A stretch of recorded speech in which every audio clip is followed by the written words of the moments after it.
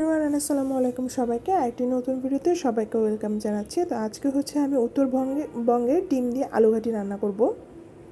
তো ফার্স্টে হচ্ছে আমি পরিমাণ মতো তেল দিয়ে তেলটার মধ্যে আমি পেঁয়াজ কুচি দিয়েছি, দিয়ে একটু নেড়ে চেড়ে মিক্স করে নিব। পেঁয়াজটা একটু হালকা বাদামি কালার করে ভেজে নিব। পেঁয়াজটা হালকা বাদামি কালার করে ভাজা হয়ে গিয়েছে। এখন দিয়ে দিচ্ছি পরিমাণ মতো পানি, দিয়ে দিচ্ছি পরিমাণ মতো লবণ, মরিচের গুঁড়া, হলুদের গুঁড়া, ধনিয়ার গুঁড়া, জিরা পেস্ট দিয়ে আবার একটু নেড়ে চেড়ে মিক্স করে নিতে হবে। মশলাটা থেকে যখন তেলটা সেপারেট হবে তখন এটা হয়ে যাবে।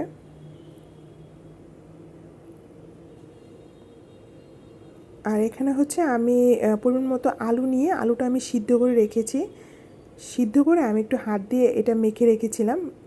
তারপর আমি এটা দিয়ে দিচ্ছি, দিয়ে মশলার সাথে এটা ভালো মতো মিক্স করে নিতে হবে। আর এই আলু ঘাটিটাতে ঝালটা একটু বেশি খায়, কারণ হচ্ছে একটু ঝাল ঝাল হলে এই তরকারিটা খুব ভালো লাগে।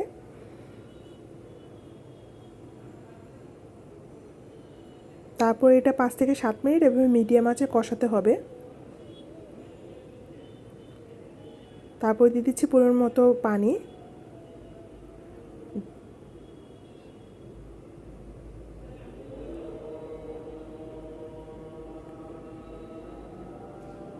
তারপর হচ্ছে পানিটার সাথে আলুটা ভালো মতো মিক্স করে নিতে হবে।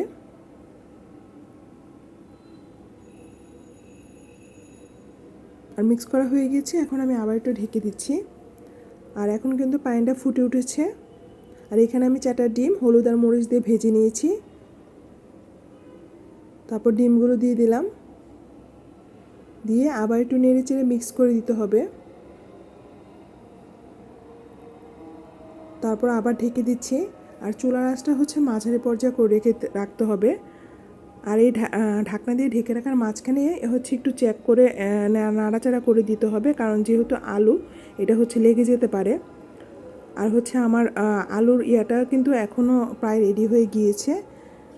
তারপর দিয়ে দিচ্ছি জিরা গুঁড়া, পরিমাণ মতো মরিচ, দিয়ে আবার একটু হচ্ছে আমি ধনিয়া পাতাও দিয়ে দিলাম। দিয়ে আমি হচ্ছে আর রাখবো না, চুলাটা অফ করে দিব, কারণ এটা ঠান্ডা হলে আরও বসে যাবে। আর এই হচ্ছে রান্নার ফাইনাল লুক।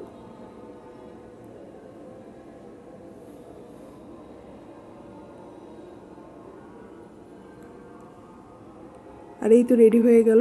এটা খেতে অনেক মজা, আপনারা এভাবে ট্রাই করে দেখতে পারেন। সবাই ভালো থাকবেন, আল্লাহ হাফেজ।